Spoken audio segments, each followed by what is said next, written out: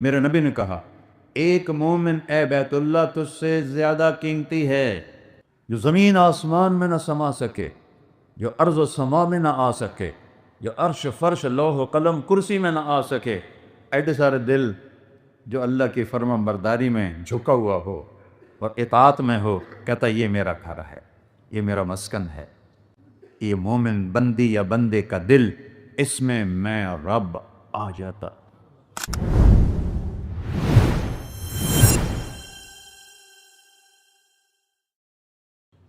نہ کوئی نبی، نہ کوئی رسول، نہ کوئی ولی، نہ کوئی انسان پیدا ہوتا ہے مر جاتا ہے، کیسے وہ کہہ سکتا ہے کہ میں نے ہر شاید پتہ ہے؟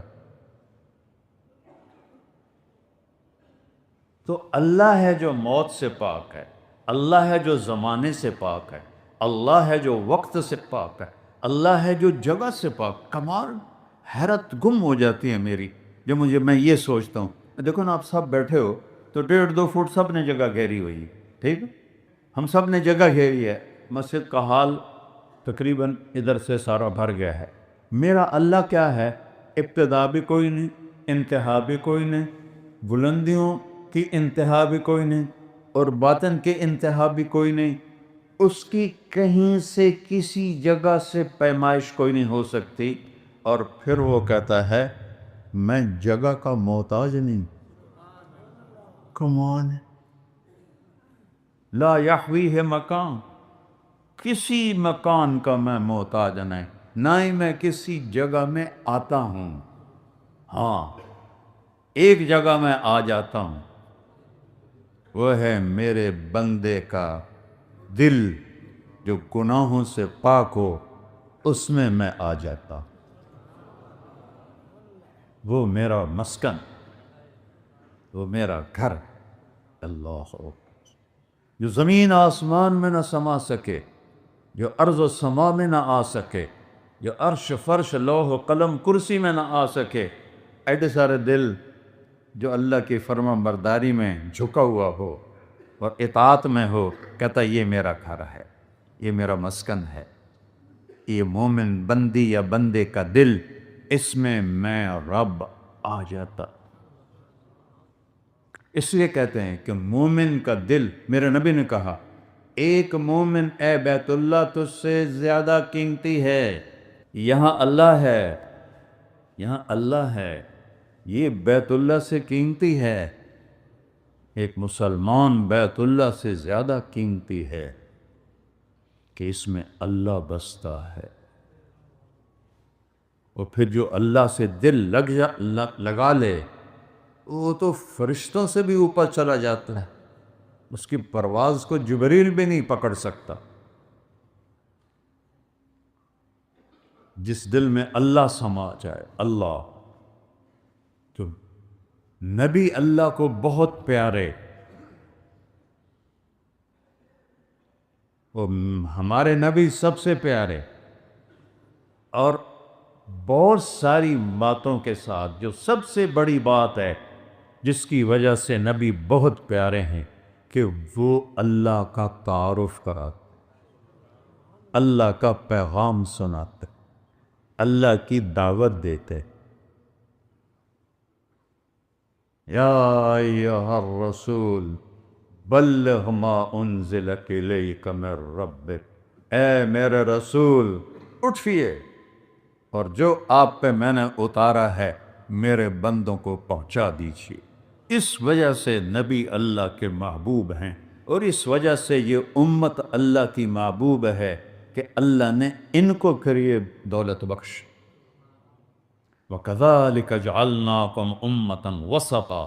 میں آپ کو سورہ بقرہ کا خلاصہ صرف 2 چیزوں میں بتا دیتا ہوں، ویسے تو بہت سارے مضامین ہیں، لیکن اس کا جو جیسے یہ پلر ہے نا، اس پر یہ پوری بلڈنگ کھڑی ہے، سورہ بقرہ کے 2 پلر ہیں، اس پر ساری سورہ بقرہ 286 آیات ایسے کھڑی ہوئی۔ ایک ہے انی جاعل فی الارض خلیفہ، میں دنیا میں اپنا نائب بھیجنے لگا ہوں۔ آدم علیہ السلام کو نیابت بخشی فرشتوں سے ہٹا کر آدم علیہ السلام اور یہ ایک پلر، اس وقت میں اس کی نہیں بات کر رہا، دوسرے پلر کی بات کروں۔ دوسرا پلر ہے وَكَذَلِكَ جَعَلْنَاكُمْ أُمَّةً وَسَطًا لِتَكُونُوا شُهَدَاءَ عَلَى النَّاسِ وَيَكُونَ الرَّسُولُ عَلَيْكُمْ شَهِيدًا۔ اللہ اکبر! ہزاروں سال سے بنی اسرائیل کے پاس امامت آ رہی تھی۔ وَجَعَلْنَا مِنْهُمْ أَئِمَّةً يَهْدُونَ بِأَمْرِنَا لَمَّا صَبَرُوا وَكَانُوا بِآيَاتِنَا يُوقِنُونَ۔ بنو اسرائیل کو ہم نے زمین کی امامت بخشی، خلافت بخشی، جب وہ صبر والے تھے، ماننے والے تھے۔ کہ جب وہ نافرمان ہوئے تو ہم نے اس سے پہلے ان کا قبلہ چھینا۔ فَوَلِّ وَجْهَكَ شَطْرَ الْمَسْجِدِ الْحَرَامِ سَيَقُولُ السُّفَهَاءُ مِنَ النَّاسِ مَا وَلَّاهُمْ عَنْ قِبْلَتِهِمُ الَّتِي كَانُوا عَلَيْهَا۔ پہلے قبلہ چھینا اور ان کے اعتراض کو بیان کیا۔ یہ پاگل کہتے ہیں کہ یہ قبلہ کیسے تبدیل کر دیا؟ اللہ نے کہا قبلہ اس لیے تبدیل کیا ہے کہ تم سے امامت کو چھین کر امت محمد کو دینے لگا ہوں، تو ان کا قبلہ دے رہا ہوں انہیں، جو میرے نبی کی چاہت تھی کہ میرا قبلہ یہ مسجد اقصی نہ ہو، میرا قبلہ بیت اللہ ہو۔ اس کی ہر وقت چاہت تھی۔ 18 مہینے مدینے میں اسی کی طرف منہ کر کے نمازیں پڑھی تھیں، اور ہر وقت آپ ایسے آسمان کو دیکھتے۔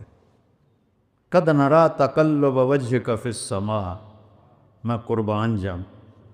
اللہ کیا اللہ اتنے پیار کا اظہار ہے میرے محبوب۔ میں دیکھتا ہوں آپ بار بار آسمان کی طرف نظریں اٹھاتے ہیں کہ میں کب کہوں گا قبلہ بدلو۔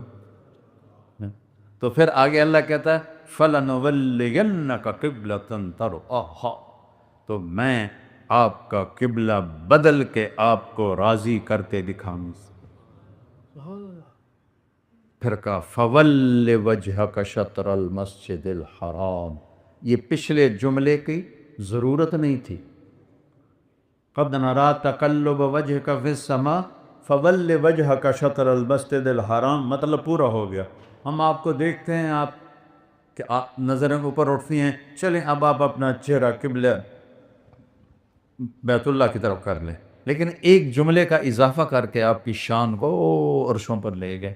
ہم آپ کا قبلہ بدل کر آپ کو راضی کریں، اور آپ راضی ہو جائیں، اور رب آکھے آپ کو راضی کر، کیا شان۔ فول وجہ، چلیے منہ، اور آپ اتنے بے قرار تھے۔ حضرت برا بن معرور رضی اللہ تعالیٰ عنہ کی اہلیہ بیمار ہوں۔ برا بن معرور وہ شخص ہیں جنہوں نے وہ حج کے موقع پر 72 لوگوں نے آ کر بیعت کی تھی، تو سب سے پہلے جس نے آپ کے ہاتھوں میں ہاتھ دیا تھا وہ برا بن معرور تھے، یا ابو الحسن بن تیہان تھے، یہ دو نام آتے ہیں۔ تو ان کی بیگم بیمار تھیں، تو ان کا حال پوچھنے کے لیے تشریف لے گئے۔ پہاڑی سفر تھا، ہونے سرنگاں بنی ہوئی ہیں۔ یہ سرنگیں تو قیامت کی علامت میں سے ہیں۔ قیامت اس وقت قائم ہوگی جب مکہ میں سوراخ ہو جائیں گے۔ تو وہ عرب کے قریش کہتے تھے مکہ میں سوراخ کیسے ہوں گے؟ اللہ نے سانوں بھی کہا دیتا ہے ہوئے پہ جائے تیاری آپ لوگ۔ تو پہاڑی رستہ تھا 4-5 کلومیٹر کا، وہ طے کر کے گئے۔ تو برا بن معرور نے کہا یا رسول اللہ، کھانا کھائے بغیر آپ کو جانے نہیں دیا۔ ہم نے کہا ٹھیک۔ تو انہوں نے بکرا ذبح کیا، پکایا، کھلاتے پلاتے عصر ہو گئے۔ تو کہنے لگے یا رسول اللہ نماز پڑھا دیں۔ ہم کہا چلو۔ اب عصر کی نماز 2 رکعت کے بعد اتحیات میں بیٹھے ہیں، اور عین اس وقت جبریل آ کر کہتا ہے فَوَلِّ وَجْهَكَ شَطْرَ الْمَسْجِدِ الْحَرَامِ، اپنا چہرہ بیت اللہ کی طرف کر لیں۔ یہ بہت بڑا امتحان تھا بھائی، یا پہلے آکھ دیو کہ یا بعد آکھ دیو، یہ وچکار آکھن دا کی مطلب؟ یہ آزمائش تھی صحابہ کے لیے کہ کتنا یہ مانتے ہیں میری اور میرے نبی کی. کیونکہ عجیب لگتا ہے نا. ابھی اب 10 منٹ پہلے کہہ دیتے یا 10 منٹ بعد کہہ دیتے. آپ اتحیات میں ہیں، درمیانی اتحیات، اور جبریل آتے ہیں فَوَلِّ وَجْهَكَ شَطْرَ الْمَسْجِدِ الْحَرَامِ. آپ ایسے انگلی نیچے کر کے اٹھتے ہیں اور ایک دم منہ موڑتے ہیں اور صحابہ میں کھلبلی مچ جاتی. کی ہوا؟ اور آپ صفوں کو چیرتے ہوئے ادھر سے ادھر جا کے کھڑے ہو جاتے. تو سب نے ایک دم ایسے منہ پھیرے اور ادھر منہ پھیرے. سب سلام پھیرنے کے بعد آپ نے کہا میرے رب نے میری چاہت پوری کر دی کہ میرا قبلہ مجھے دے دیا ہے. یہ امتحان. اس میں کئی لوگ اسلام چھوڑ گئے کہ یہ کیا مذاق ہے، اسلام چھوڑ دی. اللہ کی طرف سے امتحان اور آزمائش بھی تھا اور اپنے نبی کی خوشی بھی منظور تھی.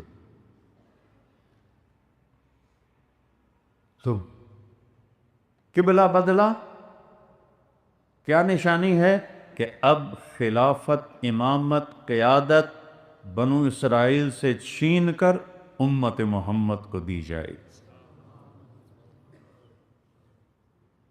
ثم اورثنا الکتاب الذین اصطفینا من عبادنا. پھر ہم نے وارث بنایا کتاب کا ان لوگوں کو جن کو ہم نے چنا. منہم ظالم لنفسہ، اس میں کوئی نافرمان بھی ہیں، ان کے ذمے بھی وراثت ہے. اے وراثت آگے پہنچاؤ، ان کے ذمے بھی. پہلی گل ہی انہوں نے کی تھی. پہلی گل تہجد گزارہ دی نہیں کی تھی، جنید بغدادی دی نہیں کی. پہلی بات یہ ان کی کہ جو ہمارے جیسے ہیں. 2 نمبر یہ منہم ظالم لنفسہ، ان میں کچھ ظالم ہیں. اب تمہارے ذمے بھی میرا قرآن پہنچانا ہے.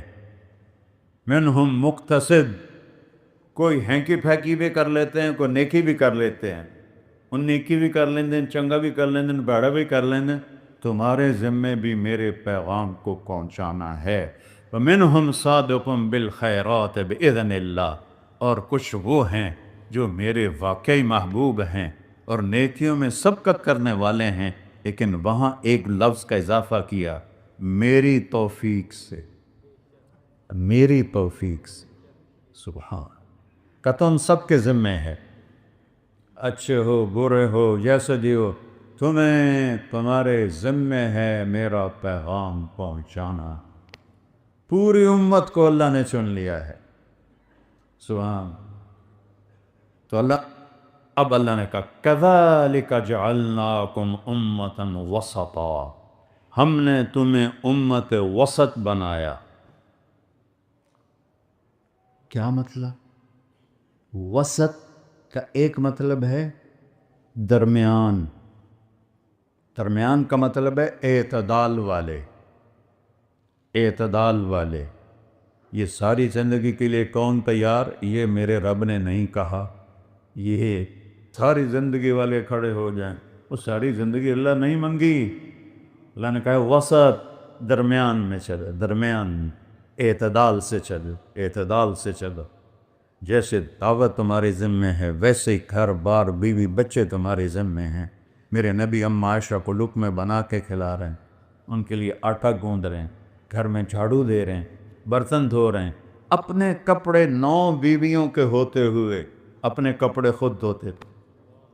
کیا عجیب بات ہے. اپنے کپڑے خود دھوتے تھے. پھٹ جاتا تھا خود سیتے تھی.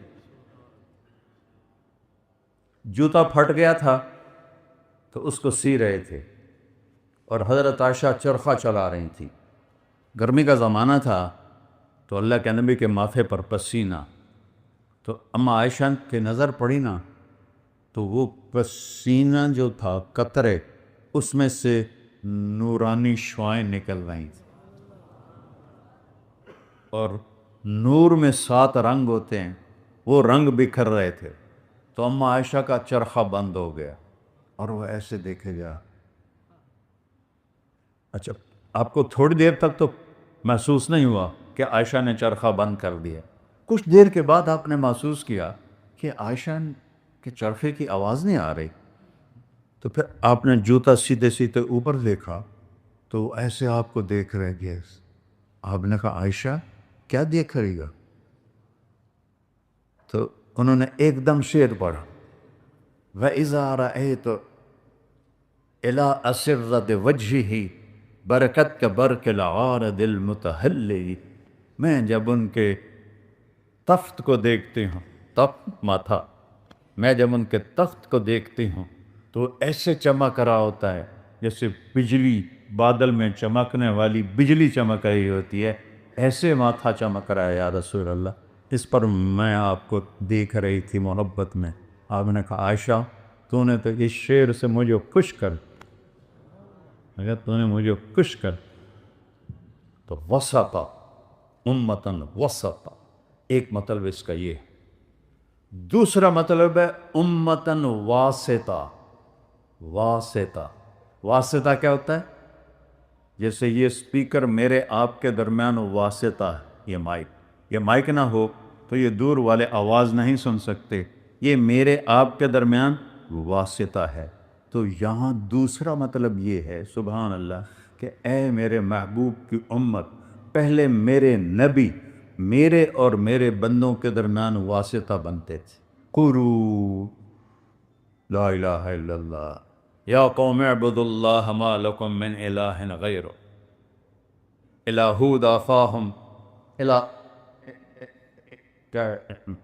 عاد اخاہم ہودا یا قوم اعبدوا اللہ ما لکم من الہ غیرہ الی ثمود اخاہم صالحا یا قوم اعبدوا اللہ ما لکم من الہ غیرہ الی مدین اخاہم شعیبا یا قوم اعبدوا اللہ ما لکم من الہ غیرہ. پہلے میرے نبی میرے اور میرے بندوں کے درمیان واسطہ بنتے تھے اور انہیں لا الہ الا اللہ کا سبق پڑھاتے تھے. اب نبیوں کو میں نے بند کر دیا ہے، اب تم واسطہ ہو. آج جتنے بیٹھے ہوئے ہیں چاہے ایک ٹائم دی نمازیں نہیں پڑھتے، یہ بھی تبلیغ کے ذمہ دار ہیں. اللہ آکھ رہا ہے، میں نہیں آکھ رہا، اللہ آکھ رہا ہے اے میرے محبوب کی امت، ہم نے آپ کو امت واسطہ بنایا میرے اور میرے بندوں کے درمیان.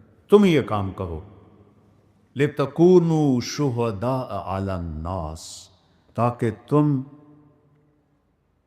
اللہ کی گواہی دے سکو لوگوں کے سامنے اور قیامت کے دن گواہی دے سکو کہ یا اللہ ہم نے تیرا پیغام پہنچا دیا. تم جا کے گواہی دو کہ اللہ ایک ہے، احد، اکیلا، واحد نہیں احد.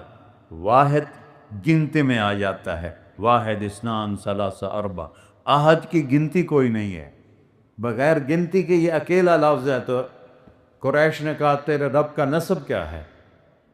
نسب کی بڑی پہچان ہوتی تھی وہاں، تو اپنے رب کا نسب بتاؤ. تو میرے نبی کے بولنے سے پہلے جبریل 70,000 فرشتے لے کر آئے بیت اللہ کے اندر.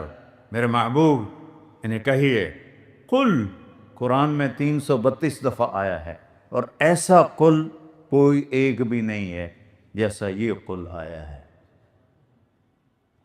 ہوا، قل ہوا. اور جس کے بارے میں پوچھ رہے ہو نا اللہ، اس کا نام ہے اللہ، اور وہ کیسا ہے؟ احد، اکیلا، ایک نہیں اکیلا. اکیلا یہ پیڑھی بتا رہا ہے اللہ، میری پیڑھی سن لیجیے تو وہ احد ہے.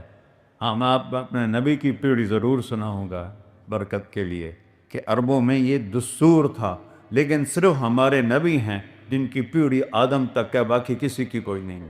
محمد بن عبداللہ بن عبد المطلب بن ہاشم بن عبد مناف بن قصی بن کلاب بن مرہ بن کعب بن لغی بن غالب بن فہر بن مالک بن نضر بن کنانہ بن خزیمہ بن مدرکہ بن الیاس بن مضر بن نزار بن معد بن عدنان بن اود بن حمیسہ بن سلامان بن عوس بن بود بن قموال بن ابی بن عوام بن ناشد بن حذا بن بلداس بن یدلاف بن طابق بن جاحم بن ناحش بن ماخي بن عيفي بن عبقر بن عبيد بن الدعاء بن حمدان بن سنبر بن يثربي بن يحزن بن يلهن بن إرعوى بن عيذي بن زيشان بن عيسر بن أقناط بن إيهام بن مقصب بن ناحس بن زارع بن سمي بن مزي بن عوض بن عرام بن قيدار بن إسماعيل بن إبراهيم بن آذر بن ناحور بن سرول بن رعو بن فائد بن عابر بن أرفقشاد بن سام بن نوح بن لامك بن متوشال بن إدريس بن يرد بن ملهلئيل بن كينان بن آنوش بن شيس بن آدم علیہ السلام، وہ نبیوں میں رحمت لقب پانے والا، مرادیں غریبوں کی برلانے والا، وَأَحْسَنَ مِنْكَ لَمْ تَرَ قَطُّ عَيْنِي وَأَجْمَلَ مِنْكَ لَمْ تَلِدِ النِّسَاءُ خُلِقْتَ مُغَرَّأً مِنْ كُلِّ عَيْدٍ كَأَنَّكَ قَدْ خُلِقْتَ فَمَا تَشَاءُ۔ حسان بن ثابت پہ قربان جاؤں، جو آپ کے سامنے کھڑے ہو کر ایسے اشارہ کر کے شعر پڑھ رہا ہے، ان سے بڑا خوش قسمت کوئی شاعر نہیں۔ اللہ کا نبی ان کے لیے ممبر بچھاتے تھے، کسی ابو بکر کے لیے ممبر نہیں بچھایا، عمر عثمان علی کے لیے نہیں بچھایا، حسان کے لیے ممبر بچھاتے، کہتے بیٹھو اور اب اپنے نبی کی تعریف کرو۔ پھر وہ آپ کو اشارہ کر کے کہتے کہ وَأَحْسَنَ مِنْ، آپ جیسے حسن والا میری آنکھ نے نہیں دیکھا، آپ جیسے عالی نسب والا کسی ماں نے نہیں جانا، آپ ہر عیب سے پاک پیدا ہوئے، جیسا کہ آپ اس طرح پیدا ہوئے جیسے آپ نے اپنے آپ کو خود چاہا ہو۔ یہ مصرع آپ کی شان میں قیامت تک کوئی اور نہیں کہہ سکے، یہ اتنا بڑا مصرع ہے۔ ایک بڑی فارسی کی ربائی ہے،